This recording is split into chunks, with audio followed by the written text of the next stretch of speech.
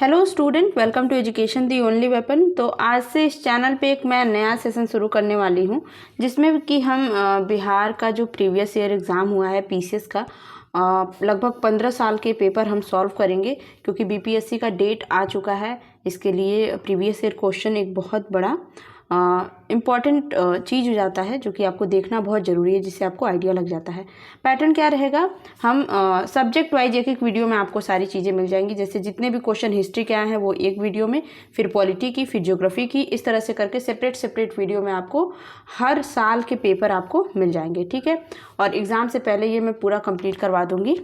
और लगभग 15 साल के पेपर हम इसमें देखेंगे। अगर आप कोई भी स्टेट का पीसीएस दे रहे हैं, तो जैसे यूपी पीसीएस दे रहे हैं, झारखंड पीसीएस दे रहे हैं, कहीं का भी पीसीएस दे रहे हैं, तो उसके लिए जो है बीपीएससी के पेपर देखने ज़रूरी हो जाते हैं। हर स्टेट के पीसीएस के पेपर देखने ज़रूरी हो जाते हैं अगर आप कहीं का पीसीएस दे रहे हैं तो अगर आपको ये वीडियो इम्पोर्टेंट लगे, एक्सप्लेनेशन अच्छी लगे, तो चैनल को ज़रूर सब्सक्राइब कर लें। चलिए स्टार्ट करते हैं।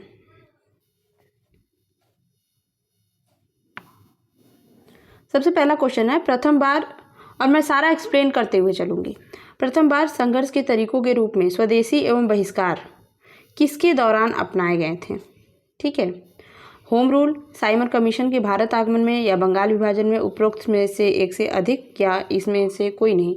बीपीएससी की एक खासियत है कि इनके ऑप्शंस में ये दोनों ऑप्शन आपको ज़रूर मिलेंगे, जो कि आपको बहुत कंफ्यूज करेंगे। और आंसर इसका सही है। प्रथम बार संघर्ष के तरीकों में स्वदेशी और बहिष्कार आंदोलन जो है आपको बंगाल विभाजन, जो कि 1905 में हुआ था, बंग भंग आंदोलन वाला, उस टाइम देखा गया था। स्वदेशी तथा बहिष्कार आंदोलन सरकार द्वारा बंगाल विभाजन के निर्णय के विरोध स्वरूप चलाया गया था, जो कि बंग भंग का ही प्रतिफल था। 1903 में दिसंबर 1903 में अंग्रेजी सरकार ने बंगाल विभाजन की सार्वजनिक घोषणा की। पब्लिकली इन्होंने बोला कि भाई हम कर देंगे अब बंगाल में विभाजन। और इसके पीछे सरकार ने तर्क दिया कि बंगाल में बहुत बड़ा पॉपुलेशन है, जिसको हम अच्छे से एडमिनिस्ट्रेशन नहीं कर पा रहे हैं। इस वजह से हम क्या करेंगे भाई, विभाजन कर देंगे, जो कि लोगों को रास नहीं आई। और Akhil Bharatiya home rule league तथा एक जो राष्ट्रीय राजनीतिक संगठन था, जिसकी स्थापना 1916 में बाल गंगाधर तिलक द्वारा भारत में स्वशासन के लिए राष्ट्रीय मांग का नेतृत्व करने के लिए लाई गई थी। और ये मैं एक्सप्लेन इसलिए कर रही हूँ क्योंकि यहाँ पर इसके बारे में बताया गया है, ठीक है। ऑप्शन में है इसलिए यहाँ पे बताया गया है, मैं एक्सप्लेन करती जा रही हूँ। इसलिए पूरा एक्सप्लेन कर रही हूँ कहीं कहीं से कहीं आपको क्वेश्चन ज़रूर ऐड हो जाता है, ज़रूर आपको रिलेटेड इससे, नहीं बंग भंग से तो नीचे वाले ये होम रूल लीग क्या है, इससे रिलेटेड कोई क्वेश्चन आ सकता है। तो आपको पहले का आंसर तो इतना ही हो जाएगा, ठीक है। बाकी नीचे का एक्सप्लेनेशन मैं अलग से इसलिए कर दे रही हूँ। साइमन कमीशन क्या है भाई, 1916 वाला मैंने बता दिया, Akhil Bharatiya home rule league. और साइमन कमीशन क्या है, तो साइमन कमीशन 7 ब्रिटिश सांसदों का समूह था, ठीक है, जिसका गठन जो 8 नवंबर 1927 को किया गया था संविधान सुधारों के अध्ययन के लिए, ठीक है। पहला क्वेश्चन हमने कर लिया। दूसरा क्वेश्चन क्या है कि वर्ष 1906 में आयोजित भारतीय राष्ट्रीय कांग्रेस आईएनसी के कलकत्ता अधिवेशन में, कहाँ का, कलकत्ता अधिवेशन में भारत के लिए स्वराज का झंडा किसके द्वारा फहराया गया था? जीके गोखले, एओ ह्यूम, दादा भाई नौरोजी, उपरोक्त में से एक से अधिक, या फिर नन? तो आंसर है इसका सी आंसर हो जाएगा। दिसंबर 1906 में आयोजित भारतीय राष्ट्रीय कांग्रेस के कलकत्ता अधिवेशन में भारत के लिए स्वराज का झंडा जो है दादा भाई नौरोजी द्वारा फहराया गया था। इस अधिवेशन में अध्यक्ष पद को लेकर एक बार फिर मतभेद उभर कर सामने आया, क्योंकि उस वक्त गरम दल नरम दल होता था। यानी उग्रवादी नेता जो थे लाल बाल पाल, उसमें बाल गंगाधर तिलक और लाला लाजपत राय में से किसी एक को अध्यक्ष बनाना चाहते थे उग्रवादी नेता, जबकि जो कि उदारवादी जो नेता लोग थे, ये डॉक्टर रास बिहारी घोष के नाम का प्रस्ताव बनाए थे कि भाई हम इनको, घोष जी को क्या करेंगे, अध्यक्ष बनाएंगे। इसको लेकर के विवाद था, बट लास्ट में क्या होता है, लास्ट में दादा भाई नौरोजी को जो है अध्यक्ष बना दिया जाता है। नेक्स्ट क्वेश्चन है, स्वतंत्रता संग्राम के दौरान भारतीय राज्य कश्मीर, निजाम का हैदराबाद, त्रावणकोर, ये जैसे भारतीय शासकों द्वारा जो शासित राज्य थे, उनमें एक समानांतर आंदोलन शुरू किया गया था, ठीक है। उस समानांतर आंदोलन का क्या नाम था? तो उसका नाम था प्रजामंडल आंदोलन, ठीक है। इसका एक्सप्लेनेशन देख लेते हैं। स्वतंत्रता संग्राम के दौरान जो भारतीय राज्य थे, कश्मीर, निजाम का हैदराबाद, त्रावणकोर, ये सब जो इंडियन हमारे रूरल थे, राजा लोग थे, उनके द्वारा शासन यहाँ पे किया जाता था। इसमें जो समानांतर आंदोलन था उसका नाम प्रजामंडल आंदोलन था। भारतीय रियासतों की शासन व्यवस्था ब्रिटिश नियंत्रण वाले भारतीय क्षेत्र से भिन्न थी तथा अनेक रियासतों के राजा प्रायः अंग्रेज के मुहरे के समान, मतलब जो अंग्रेज कहेंगे वही हम करेंगे। इसी वजह से 1857 की क्रांति में लगभग मोस्ट ऑफ द जो रियासत के राजा थे उन्होंने पार्टिसिपेट ही नहीं किया, इसलिए इंडिया हार गई एक तरह से जंग में। ठीक है, प्रारंभ में भारतीय राष्ट्रीय कांग्रेस देशी रियासतों में आंदोलन के प्रति उदासीन रही। ठीक है, तथा रियासतों को अपनी अभियान से अलग रखा। जो कांग्रेस थी उस वक्त वो रियासतों को इंक्लूड नहीं करती थी, पर बाद में ऐसा हुआ कि रियासतों की जनता, मतलब मान लीजिए ये एरिया को कोई राजा लीड कर रहा है तो राजा नहीं चाहता है कांग्रेस में मिलना, पर यहाँ की जो जनता है they want to meet in Congress. ठीक है, तो रियासतों की जनता में निकटवर्ती क्षेत्र के कांग्रेस चलित अभियानों से जागरूकता बढ़ी कि हमें अपना जो है अधिकार पाना चाहिए, अंग्रेजों से लड़ना चाहिए। उस वजह से जो है ये जो अपने कल्याण के लिए ये संगठित होकर ये क्या हुई, इनकी प्रवृत्ति बलवती हुई और ये बनी प्रजामंडल। ठीक है, जैसे डेमोक्रेसी हम इसको बोल सकते हैं। अगला क्वेश्चन हमारा क्या है, भारतीय स्वतंत्रता संग्राम के बारे में निम्नलिखित कथन में से कौन सा सही नहीं है। You have to very careful about हाँ नहीं है, इससे क्वेश्चन आधे गलत हो जाते हैं। ऑप्शन क्या है, भारतीय स्वतंत्रता संग्राम के बारे में कौन सा कथन सही नहीं है। क्या वर्ष 1921 में महात्मा गांधी को गिरफ्तार कर लिया गया था। चौरी चौरा कांड के कारण गांधी जी असहयोग आंदोलन से पीछे हट गए थे। गांधी जी ने अपना पहला प्रमुख सार्वजनिक भाषण बनारस BHU में दिया था। अब वही है डी और ई कि सारे हैं, उपरोक्त में से एक से अधिक हैं या फिर कोई नहीं है। आंसर इसका हो जाएगा ए। ठीक है, ये कथन सही नहीं है। भारतीय स्वतंत्रता संग्राम के संदर्भ में ये सही नहीं है क्योंकि गांधी जी 1921 में गिरफ्तार नहीं हुए थे, वो 10 मार्च 1922 को गिरफ्तार हुए थे। ठीक, दूसरी चीज़, भारत के इतिहास में चौरी चौरा कांड 4 फरवरी 1922 को ब्रिटिश भारत में संयुक्त राज्य के गोरखपुर जिले के चौरी चौरा नामक स्थान पर हुआ था। ये चीज़ उसमें क्या हुआ था, क्रांतिकारियों ने जेल को ही फूंक दिया था, मतलब सॉरी जो पुलिस स्टेशन था उसको फूंक दिया था। उसमें कुछ अंग्रेजी लोग मर गए थे, पुलिस जो थे वो मर गए थे। उससे रिलेटेड है ये, आप डिटेल में स्पेक्ट्रम से पढ़ सकते हैं इसको। तो चौरी चौरा कांड 4 फरवरी 1922 को हुआ था। ठीक है, गोरखपुर में। इस घटना के प्रत्यक्ष परिणाम के रूप में गांधी जी ने क्या किया कि नहीं, मैं ऐसे हिंसा के साथ चीज़ें नहीं कर सकता हूँ, क्योंकि इनका परम वो था अहिंसा। तो 12 फरवरी 1922 को राष्ट्रीय स्तर पर असहयोग आंदोलन को इन्होंने निरस्त कर दिया, स्थगित कर दिया। और महात्मा गांधी ने सबसे पहला सार्वजनिक भाषण जो है 1916 में BHU में दिया था, उसके उद्घाटन के समय। अगला क्वेश्चन, अबुल कलाम आज़ाद के द्वारा किस समाचार पत्र को संपादित किया गया था। जमींदार, द कॉमरेड, अल हिलाल, उपरोक्त में से एक से अधिक या फिर कोई नहीं। तो आंसर है अल हिलाल। अबुल कलाम आज़ाद ने अल हिलाल नामक समाचार पत्र का जो है संपादन किया। अल हिलाल क्या था, साप्ताहिक उर्दू समाचार पत्र था, आप नाम से ही समझ सकते हैं इसको। समाचार पत्र भारत में ब्रिटिश राज की आलोचना और बढ़ते भारतीय स्वतंत्रता आंदोलन में शामिल होने के लिए भारतीय मुसलमानों को प्रोत्साहित करने के लिए ये चीज़ थी। द कॉमरेड क्या है भाई, इसको किसने क्या किया था, तो ये मौलाना मोहम्मद अली द्वारा स्थापित की गई एक अंग्रेजी भाषा की समाचार पत्र थी। यह वर्ष 1911 से 14 की अवधि में प्रकाशित किया गया था। इसकी बड़ी तेज़ी से जो है इसने लोकप्रियता हासिल की। जमींदार क्या थी, जैसे एक न्यूज़पेपर ये, एक न्यूज़पेपर ये। तो जमींदार नामक जो ये था ये उर्दू अखबार था। इस अखबार के संस्थापक मौलाना जफ़र अली खान थे, जो कि कवि, बुद्धिजीवी, लेखक, मुस्लिम राष्ट्रवादी और अखिल भारतीय मुस्लिम लीग के पाकिस्तान आंदोलन के समर्थक थे। ये भी थोड़ा याद रखना होगा आपको।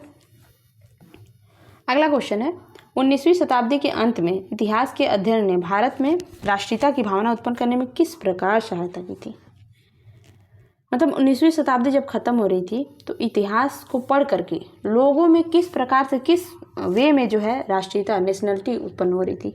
क्या ब्रिटिश शासन के अंतर्गत दयनीय स्थितियों को बदलने और संघर्ष करने के लिए लोगों से आग्रह करके कि भाई ब्रिटिश हमारा शोषण कर रहे हैं, इसके खिलाफ आप लोग आवाज़ उठाइए, या इतिहास की व्याख्या करके अंग्रेजों द्वारा भारतीयों को पिछड़ा, आदिम तथा स्वयं पर शासन करने में असमर्थ करने के रूप में चित्रित करने का खंडन करके कि भाई अंग्रेजों ने हमें बताया कि हम खुद ही पे शासन नहीं कर सकते हैं, हम अपना देश नहीं चला सकते हैं, पर ऐसा नहीं, हम चला सकते हैं। इस बात को इंडियंस को बता करके या फिर भारत के गौरवशाली अतीत के बारे में लिखकर उन पर उपलब्धियों पर गर्व करने का आग्रह कर कि भाई देखो हम ऐसे नहीं हैं कि हम नहीं कर सकते, हम कर सकते हैं, हमने बहुत टाइम से लीड किया है, ऐसी बात नहीं है। तो क्या इसमें से सही होगा? तो आंसर इसका है उपरोक्त में से एक से अधिक। ऑब्वियस सी बात है। 19वीं शताब्दी के उत्तरार्ध में मतलब लास्ट के टाइम में राष्ट्रीय भावना के विकास के परिणाम स्वरूप राजनीतिक आंदोलन का सूत्रपात हुआ। ठीक है, भारतीयों ने राजनीतिक आंदोलन के माध्यम से अंग्रेजी सत्ता से मुक्ति प्राप्त करने के लिए एक लंबा संघर्ष किया। अंग्रेजी शासनकाल में भारतीयों में राष्ट्रीयता की भावना उत्पन्न करने के बहुत कारण थे।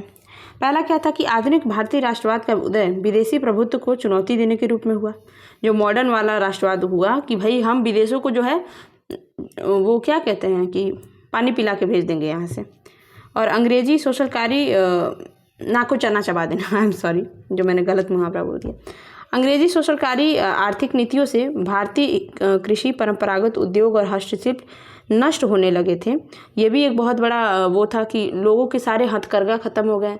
जो गरीब लोग थे उनका सारा रोजी रोटी ख़त्म हो गया, मशीनों ने उनका स्थान ले लिया। इस चीज़ से भी लोगों के अंदर काफ़ी गुस्सा था। और सर्वप्रथम यह परिवर्तन भूमि और कृषि व्यवस्था में आया था। इतिहास की पुनर्व्याख्या करके भी अंग्रेजों द्वारा भारतीयों को पिछड़ा, आदिम, और ये वाला ऑप्शन भी सही हो जाएगा क्योंकि इससे भी लोगों को समझ में आया कि हाँ भाई सही बात है। भारत के गौरवशाली अतीत के बारे में भी बता के कि हम लीड कर सकते हैं, अपने देश को चला सकते हैं। तो ये सारे ऑप्शन सही हो जाएंगे। अगला क्वेश्चन है, नगरों में असहयोग आंदोलन के संबंध में निम्नलिखित में से कौन सा कथन सही नहीं है? ये सिटी की बात हो रही, सिटी में असहयोग आंदोलन को लेकर के। क्या आंदोलन में केवल उच्च जाति और अमीरों ने भाग लिया? क्या ये सही है? या फिर मद्रास की जस्टिस पार्टी द्वारा भी काउंसिल के चुनाव का बहिष्कार किया गया। हजारों छात्रों ने सरकारी नियंत्रण वाले स्कूल को छोड़ दिया। प्रधानाध्यापकों और शिक्षकों ने इस्तीफा दे दिया। वकीलों ने अपनी प्रैक्टिस छोड़ दी। तो जो शहर में आंदोलन हुआ, सहयोग आंदोलन, उसमें क्या क्या किया गया था? तो इसका आंसर हो जाएगा 1 और 2। कैसे? देखिए, असहयोग आंदोलन महात्मा गांधी के नेतृत्व में चलाया गया प्रथम जन आंदोलन था। ठीक है, मतलब इस पे सार्वजनिक रूप से जनता जो है इसमें इन्वॉल्व थी, और इस आंदोलन का व्यापक जन आधार था। लोग ही इसके बेस थे। शहरी क्षेत्र में मध्यम वर्ग तथा ग्रामीण क्षेत्रों में किसान और आदिवासियों का इससे व्यापक समर्थन मिला, क्योंकि उच्च वर्ग के लोग तो अंग्रेजों के उसमें थे, और इसमें श्रमिक वर्ग की भी भागीदारी थी। असहयोग आंदोलन जो है 1920 में औपचारिक रूप से शुरू किया गया, और बाद में आंदोलन का प्रस्ताव कांग्रेस के कलकत्ता अधिवेशन में 4 सितंबर 1920 से पारित हुआ। जो लोग भारत से उपनिवेशवाद को समाप्त करना चाहते थे उनसे आग्रह किया गया कि आप जो है अंग्रेजों के बनाए स्कूल, कॉलेज, न्यायालय, अंग्रेजों को टैक्स ना दें और उनके ये बनाई हुए चीज़ों में ना जाए, ना इन्वॉल्व हो। गांधी जी ने कहा कि असहयोग आंदोलन का उचित प्रकार से पालन किया जाए तो भारत 1 वर्ष के भीतर ही स्वराज प्राप्त कर लेगा। ठीक है, अगला क्वेश्चन है, एक सन्यासी जो फिजी में गिरमिटिया मजदूर के रूप में कार्य करने के बाद उस जिले में अपनी पीठ पर तुलसीदास रामायण की एक प्रति लेकर आया था, जिससे वह ग्रामीण श्रोताओं को छंद सुनाता था। यहाँ जिस किसान नेता का वर्णन हुआ वो कौन है किसान नेता? क्या बाबा रामचंद्र, झिंगुरी सिंह, यदुनंदन शर्मा, उपरोक्त में से एक से अधिक, या फिर कोई नहीं? तो इसका आंसर है बाबा रामचंद्र। ठीक है, ये गिरमिटिया मजदूर थे, फिजी के रूप में गिरमिटिया मजदूर के रूप में फिजी गए थे, और ये सारी बात इनके बारे में सही। भारत आने पर ये किसान आंदोलन से जुड़े और इनके पीठ पे जो क्या था, रामचरितमानस की प्रति लेकर ये लोगों को सुनाते थे। अगला क्वेश्चन क्या है, ऑल इंडिया हरिजन संघ की स्थापना 1932 में किनके द्वारा की गई थी? डॉक्टर अंबेडकर के द्वारा, जगजीवन राम के द्वारा, महात्मा गांधी के द्वारा, किसके द्वारा? तो हम सभी जानते हैं कि महात्मा गांधी के द्वारा इसका स्थापना किया गया था 1932 में। सबसे पहले इसका नाम अस्पृश्यता निवारण संघ रखा गया, जिसे 13 सितंबर 1933 को हरिजन सेवक संघ नाम दे दिया गया, और इसके प्रथम अध्यक्ष थे उद्योगपति घनश्याम दास बिरला, और इसके सचिव थे अमृतलाल विठल दास ठक्कर। इस संघ की कल्पना तत्वत प्रायश्चित करने वालों के एक समाज के रूप में की गई, जिससे हिंदू समाज तथा कथित अस्पृश्यों के प्रति किए गए पाप का प्रायश्चित कर सके। उनका कार्य किसी विशेषाधिकार देने के बजाय ऋण चुकाना था, इसलिए इनकी कार्यकारिणी में वही लोग शामिल किए गए जिन्हें प्रायश्चित करना था। अगला क्वेश्चन हमारा 20 फरवरी 1947 को प्रधानमंत्री एटली, ठीक है, ने भारत से ब्रिटिश शासन को कब तक वापस लेने की घोषणा की थी? आंसर हो जाएगा जून 1948 1948 को। 20 फरवरी 1947 को प्रधानमंत्री जो क्लीमेंट एटली थे ब्रिटेन के पीएम, उन्होंने भारत से ब्रिटिश शासन को जून 1948 तक वापस लेने की घोषणा की। पंडित जवाहरलाल नेहरू ने एटली की घोषणा का स्वागत किया, किंतु तत्कालीन वायसराय लॉर्ड वेवल ने ब्रेक डाउन प्लान के अंतर्गत जो है 31 मार्च 1947 तक अंग्रेजों को भारत छोड़ने का सुझाव दिया। ठीक है, जबकि भारत के 34वें एवं अंतिम ब्रिटिश गवर्नर जनरल माउंटबेटन ने 15 अगस्त 1947 को भारतीयों को सत्ता सौंपने का दिन निर्धारित किया। ऐसा इसलिए क्योंकि वो कंडीशन जो है अंग्रेजों के संभलने वाली नहीं थी। उस वक्त भारत एकदम उग्र हो चुका था अंग्रेजों के प्रति कि आप चले ही जाइए। अब अगला क्वेश्चन देखेंगे हम, भारतीय उपमहाद्वीप में लोहे का प्रयोग कब किया गया था? अब तक हमने मॉडर्न का क्वेश्चन देखा, लगभग क्वेश्चन था। अब हमारा शुरू हो रहा है धीरे धीरे एंशिएंट का। देखिए, भारतीय उपमहाद्वीप में लोहे का प्रयोग कब हुआ? प्रायः 9000 वर्ष पहले से, या 12000 वर्ष पहले से, या 6000 वर्ष पहले से। तो आंसर क्या हो जाएगा? इसका आंसर है उपरोक्त में से कोई नहीं। तो विश्व के विभिन्न भागों में लोहे का प्रयोग धीरे धीरे, लोहे के प्रयोग का ज्ञान धीरे धीरे फैलने या उत्पन्न होने से यह युग अलग समय पर शुरू हुआ माना जाता है, परंतु अनातोलिया से लेकर के भारतीय उपमहाद्वीप में यह जो युग माना जाता है 1300 BC का माना जाता है। जबकि तमिलनाडु में उत्खनन की कार्य की कार्बन डेटिंग से यह मतलब प्रमाण मिलता है कि भारत में लोहे का प्रयोग तो 4200 वर्ष पहले शुरू हुआ था। तो ये ऑप्शन नहीं मैच करते हैं, इसलिए हमारा आंसर कोई नहीं होगा।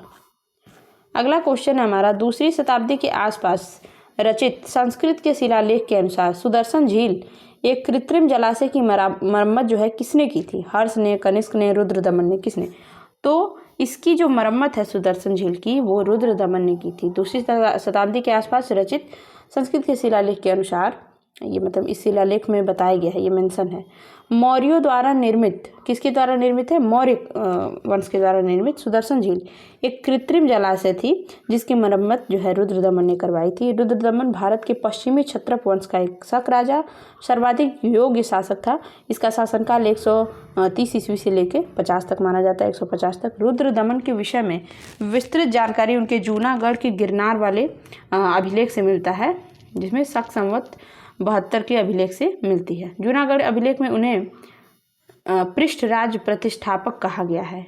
इसने चंद्रगुप्त मौर्य के मंत्री द्वारा बनवाई गई सुदर्शन झील के पुनर्निर्माण में अच्छा खासा पैसा जो है लगाया था। ठीक, अगला क्वेश्चन, झांसी के पास देवघर का जो मंदिर है और इलाहाबाद के पास गढ़वा का मंदिर में बनी मूर्तियाँ किस कला के महत्वपूर्ण अवशेष हैं? ये हमारा आर्ट एंड कल्चर का क्वेश्चन हो जाता है। तो ये गुप्त कला के महत्वपूर्ण अवशेष हैं। ठीक है, तो झांसी पास ये भी याद रख लीजिएगा कि देवगढ़ का मंदिर कहाँ है, गढ़वा का मंदिर कहाँ पे है। तो देवगढ़ का मंदिर झांसी में है और गढ़वा का मंदिर इलाहाबाद में है। ये गुप्त कला के महत्वपूर्ण अवशेष हैं। गुप्तकालीन स्थापत्य कला के सर्वोच्च जो है तत्कालीन मंदिर थे। ठीक है, गुप्त काल के टाइम में बने हुए ये मंदिर थे जो अच्छे लेवल के जो है सर्वोच्च मंदिर थे। इस समय के मंदिर के एक ऊंचे चबूतरे पर निर्मित किए जाते थे। ये इस टाइम का जो मंदिर था एक अच्छा सा चबूतरा ऊंचा करके बनाया जाता, उसके ऊपर ये मंदिर बनाए जाते थे। और गुप्तकालीन मंदिर के पार्श्वों पर गंगा, यमुना, शंख इत्यादि की आकृतियां बनी होती थी।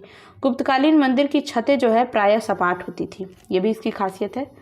आर्ट एंड कल्चर में आप बहुत अच्छे से पढ़ेंगे सब। यहाँ पर शिखर युक्त मंदिरों के निर्माण के भी अवशेष प्राप्त हुए हैं। गुप्तकालीन महत्वपूर्ण मंदिर, तिगवा का विष्णु मंदिर, मध्य प्रदेश में पार्वती मंदिर, देवगढ़ का दशावतार मंदिर। आई थिंक ये यूपी में है, I am not sure about it. चलिए अगला क्वेश्चन देखते हैं। निम्नलिखित में से किस युद्ध में मुख्य विरोधियों का सही उल्लेख नहीं किया गया है? हल्दी घाटी के युद्ध किसके किसके बीच हुए? क्या महाराणा प्रताप और अकबर के बीच? पानीपत का प्रथम युद्ध बाबर और इब्राहिम के बीच? पानीपत का द्वितीय युद्ध टीपू सुल्तान और मराठा के बीच? इसमें से कौन सा क्वेश्चन है, ऑप्शन है जो सही नहीं है? तो आंसर जो हो जाएगा हमारा सी हो जाएगा, क्योंकि पानीपत का जो सेकंड युद्ध था वो तो अकबर और हेमचंद के बीच में लड़ा गया था ना, 56 में। ठीक है, इसलिए हमारा थर्ड ऑप्शन जो है गलत हो जाएगा। और अकबर के सेनापति बैरम खान के लिए यह एक निर्णायक जीत थी, क्योंकि बैरम खान ने जो है एक 15 साल के लड़के को लड़ना सिखाया, जो कि वो महान अकबर महान थे।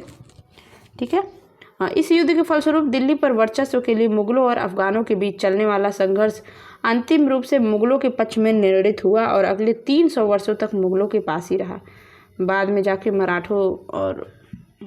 मराठों के बीच में शायद ये पानीपत का थर्ड युद्ध हुआ, इसको हम बाद में देखेंगे। चलिए अगला क्वेश्चन हमारा, दिल्ली सल्तनत के दौरान मुकद्दम या चौधरी पद का प्रयोग किन के लिए किया जाता है? मुकद्दम किसका पोस्ट है?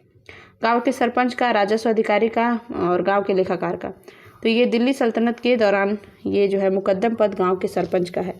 इससे आपको क्या पता चलता है कि हर काल के दौरान, हर वंश के दौरान जो इम्पोर्टेंट पोस्ट हैं, जैसे कि मौर्य काल में गांव के अधिकारी को क्या कहते हैं, फिर स्टेट का जो मेन वो रहता है उसको क्या कहते हैं, राजस्व अधिकारी को क्या कहते हैं, जो गुप्तचर है उनको क्या कहते हैं, ये सारे पोस्ट को आप बहुत अच्छे से पढ़ लेंगे, हर काल का इम्पोर्टेंट, मौर्य काल, गुप्त काल, ये सारी चीज़ों को। तो गांव के सरपंच को सल्तनत काल में हम मुकद्दम या चौधरी कहते थे। ठीक है, स्थानीय स्तर पर कानून व्यवस्था कायम रखने के लिए यह पद होता था। अगला क्वेश्चन है, तबकात ए अकबरी, जिसे कभी कभी अबुल फजल के अकबरनामा से अधिक विश्वसनीय माना गया था, ये किसके द्वारा लिखा गया था? तो ये निजामुद्दीन अहमद के द्वारा लिखा गया था। तबकात ए अकबरी अबुल फजल के अकबरनामा से भी अधिक फेमस हुआ था एक टाइम में ये, और निजामुद्दीन अहमद द्वारा लिखा गया था। और तबकात ए अकबरी और तबकात, इसको निजामी भी कहा जाता है, तारीख़ निजामी। तबकात ए अकबरी में 987 से लेकर 88 ईस्वी से लेकर के 1593 से 94 तक भारत का इतिहास उपलब्ध है, जिससे कि हम भारत के इतिहास को जान सकते हैं। इसमें न केवल बाबर, हुमायूं, अकबर का वर्णन अपितु देश के प्रांतीय मुसलमान राज्यों का भी वर्णन है। तबकात अकबरी किताब 9 भागों में है, इसमें शुरुआती भागों में सल्तनत ए दिल्ली के सभी मुगल शासकों का विवरण मिलता है। साथ ही इसके अन्य खंडों में दक्कन, मालवा, गुजरात, बंगाल, सिंधु, मुल्तान, कश्मीर, मतलब अपने पड़ोसी जितने भी स्टेट थे हमारे भारत के जुड़े हुए जो क्षेत्र थे, वेस्ट, ईस्ट, साउथ में क्या चल रहा है, ये सारी चीज़ों के बारे में भी पता चलता है। ये एक इम्पॉर्टेंट सोर्स हो जाता है। अगला क्वेश्चन, निम्नलिखित में से किस प्रसिद्ध शासक ने अपनी माता के नाम पर विजयनगर के पास नागलापुरम की एक उपनगरीय बस्ती की स्थापना की थी? कृष्णदेवराय, हरिहर,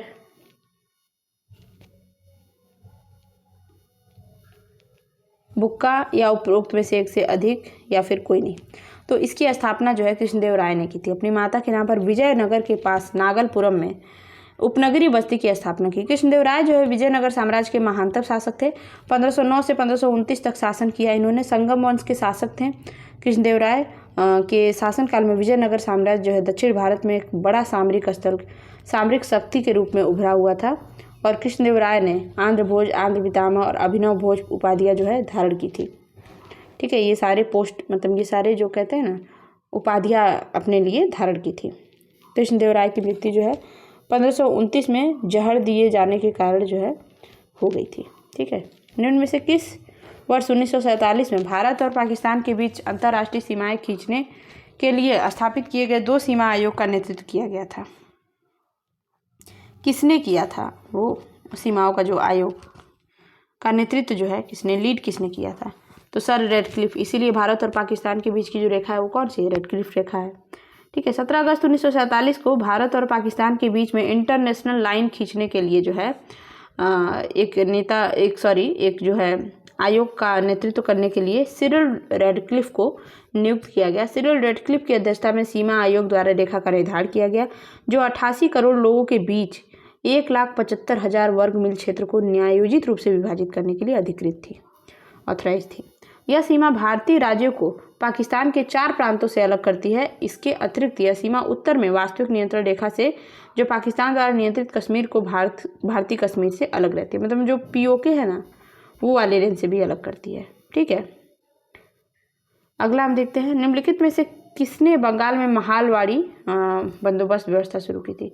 ये रैयतवाड़ी, इजारेदारी, महलवाड़ी, ये सब जो किसान में खेती करने की जो व्यवस्था थी, इसमें इस वक्त में किसान और अंग्रेजों के बीच में कैसे संबंध थे, जमींदारों के साथ कैसे संबंध, ये आप बड़े अच्छे से पढ़ लीजिएगा। इसमें पूछा है बंगाल में महलवाड़ी व्यवस्था जो है किसने शुरू की थी? तो ये हार्ट मैकेंजी या फिर होल्ट मैकेंजी, व्हाटएवर यू से, मैकेंजी ने शुरू की थी। ठीक है, महलवाड़ी बंदोबस्त प्रणाली की शुरुआत जो है ब्रिटिश औपनिवेशिक प्रशासक होल्ट मैकेंजी के द्वारा शुरू की गई थी। यह व्यवस्था बंगाल प्रेसिडेंसी के आगरा और पंजाब क्षेत्रों में लागू की गई थी और इस व्यवस्था में महल या गांव के जमींदारों का प्रधानों से बंदोबस्त किया गया था। क्या होता था भाई, इसमें देख लेते, थोड़ा ध्यान से पढ़ते इसको, 1 मिनट। यह व्यवस्था में क्या हुआ था, बंगाल प्रेसिडेंसी के आगरा और पंजाब का क्षेत्र, कहाँ का क्षेत्र, आगरा और पंजाब के क्षेत्र में लागू की गई है। और इस व्यवस्था में जो गांव होता था, गांव के जमींदार का प्रधानों से बंदोबस्त कर दिया जाता था, ठीक है। और इसमें गांव के प्रमुख किसानों को भूमि से बेदखल करने का भी अधिकार था, अगर वो कर वगैरह नहीं दे पाते हैं। तो महालवाड़ी व्यवस्था के अंतर्गत लगान का निर्धारण महाल या संपूर्ण गांव की उपज के आधार पर किया जाता था। तो मतलब ये एक पूरा गांव कितना मतलब दे पाता है, प्रोडक्शन कितना कर पाता, कितना हमको इससे लाभ होगा, उस पर बेस था। वर्ष 1940 में विनोबा भावे, जो आचार्य विनोबा भावे थे, वो व्यक्तिगत सत्याग्रह शुरू किए थे। कहाँ से शुरू किए गए थे, पुन्नपरा वायलार से केरल, खेड़ा में नदियाड़ से गुजरात, पवनार महाराष्ट्र से ये शुरू किए थे वर्ष 1940 में विनोबा भावे। व्यक्तिगत सत्याग्रह। भारत के राष्ट्रपिता कहे जाने वाले महात्मा गांधी ने जब व्यक्तिगत सत्याग्रह बोला, कि ये बोले कि भाई अगर हम जनता लेवल पे, मतलब पब्लिक लेवल पे अगर कुछ नहीं कर पा रहे तो हम क्यों ना पर्सनल इंडिविजुअल लेवल पे ही कुछ करें। तो व्यक्तिगत सत्याग्रह भी तो हम कर सकते हैं, गांधी जी ने ऐसा कहा। तो पहला जो है इन्होंने शुरू किया, कहाँ से शुरू किया, तो सत्याग्रह पवनार से शुरू किया। इस सत्याग्रह की मुख्य बात थी कि इसमें महात्मा गांधी द्वारा चुना गया सत्याग्रही ही पूर्व निर्धारित स्थान पर भाषण देकर अपनी गिरफ्तारी देता था, ठीक है। महात्मा गांधी ने ब्रिटिश सरकार की युद्ध नीति का विरोध करने के लिए वर्ष 1940 में अहिंसा के माध्यम से अहिंसात्मक व्यक्तिगत सत्याग्रह शुरू किया। और गांधी जी के द्वारा 11 अक्टूबर 1940 को ये विनोबा भावे को प्रथम व्यक्तिगत सत्याग्रही के रूप में चुना गया था। इससे 2-3 क्वेश्चन बन जाएंगे। प्रथम सत्याग्रही कब थे, कौन थे, कब चुने गए थे, कहाँ के थे, तो ये सारे चीज़ आप ध्यान रखेंगे। अगला क्वेश्चन है, वर्ष 1918 में मॉन्टफोर्ट सुधारों पर कांग्रेस ने एक महत्वपूर्ण रुख अपनाया, जिसके कारण पुराने उदारवादी अवशेष सप्रू, जयकर, चिंतामणि ये टूट गए। जिन्होंने क्या गठन किया था, इंडियन नेशनल लिबरेशन फेडरेशन का इन्होंने क्या किया था, गठन किया था। एक्सप्लेनेशन पढ़ लेते हैं इसका। वर्ष 1918 में मॉन्टफोर्ट सुधारों पर कांग्रेस ने एक महत्वपूर्ण रुख अपनाया, जिसके कारण पुराने उदारवादी अवशेष टूट गए। जिन्होंने ये चीज़ का गठन किया गया था, लिबरेशन फेडरेशन का। 1918 में जब मांटेगी रिपोर्ट को सार्वजनिक किया गया तो कांग्रेस में इसको लेकर फूट पड़ गई। नरमपंथियों ने इसका स्वागत किया, जबकि गर्मपंथी लोग क्या कहें, नहीं आप तो पीछे पीछे लगे हुए हैं, आप क्यों नहीं लड़ाई करते, आप क्यों नहीं विरोध करते हैं। तो नरमपंथी इनका वो करने लगे, सपोर्ट करने लगे अंग्रेजों की नीति का, और जो गर्मपंथी थे वो लोग क्या करे, हट गए। तो वर्ष 1919 में इसने नेशनल लिबरेशन फेडरेशन बनाने वाले उदारवादी नेताओं के साथ कांग्रेस में फूट उत्पन्न कर दी, और पार्टी INLF की, वही इंडियन नेशनल लिबरल फेडरेशन की स्थापना सुरेंद्र नाथ बनर्जी द्वारा की गई थी। ये भी पूछ सकता है। इसके प्रमुख नेता कौन थे, तेज बहादुर सप्रू, श्रीनिवास शास्त्री और जयकर। चिंतामणि भी थे। कैबिनेट मिशन निम्नलिखित में से किसके लिए भारत भेजा गया था, किस टॉपिक से संबंधित था कैबिनेट मिशन। क्या एक राष्ट्रकारी सरकार की स्थापना के लिए, सत्ता के हस्तांतरण हेतु एक संवैधानिक व्यवस्था तैयार करने के लिए, या अगला ऑप्शन क्या है देखते हैं।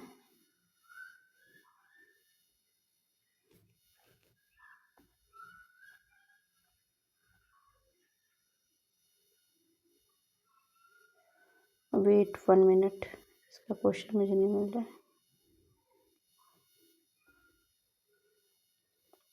सॉरी, लगता है ये क्वेश्चन इसमें है नहीं है, सॉरी, मुझे कन्फ्यूजन हो गया था थोड़ा सा।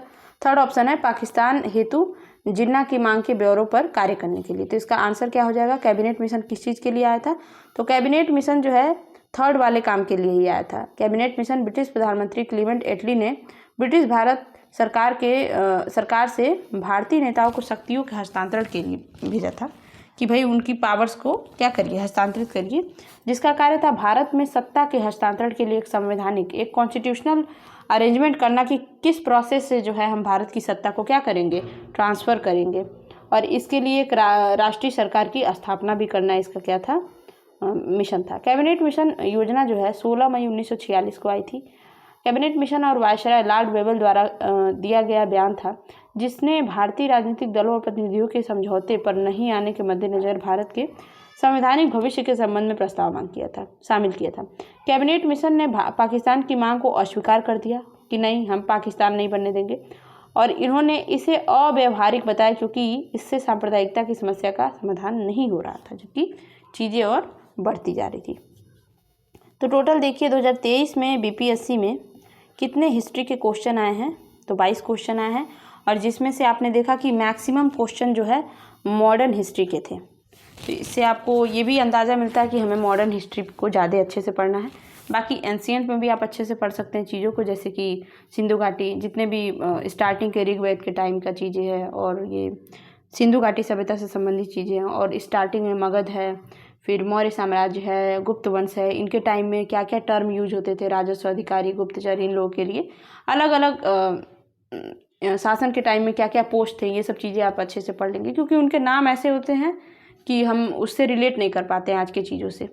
ठीक है, तो इन सब चीज़ों को आप अच्छे से पढ़ लेंगे। बौद्ध धर्म, जैन धर्म, ये सारे टॉपिक आप एंशिएंट में, अगर आप एंशिएंट स्किप कर रहे हैं तो भी फिर भी ये चीज़ें आप पढ़ लेंगे, क्योंकि इनसे प्रोबेबली क्वेश्चन ज़्यादा आ जाते हैं हिस्ट्री में। ठीक है, तो आई होप आपको ये वीडियो अच्छी लगी होगी, और काफ़ी टाइम बाद मैं ये वीडियो बना रही हूँ क्योंकि मैं बहुत ज़्यादा बिजी थी, चीज़ें नहीं हो पा रही थी। बट इसके बाद से हम पूरा कोशिश करेंगे कि ज़्यादा से ज़्यादा, जल्दी से जल्दी आपको वीडियोस मिले। तो पढ़ाई करते रहें। Best of luck. अगर आपको वीडियो अच्छी लगी है, चीज़ें समझ में आई हैं, तो प्लीज़ चैनल को सब्सक्राइब कर ले, लाइक कमेंट शेयर ज़रूर करें, अपना फीडबैक हमें ज़रूर दें कि अभी मुझे क्या इंप्रूव करने की ज़रूरत है, क्या चीज़ें आपको और अच्छे से एक्सप्लेन की जा सकती हैं। ठीक है, पढ़ाई करते रहें। Best of luck.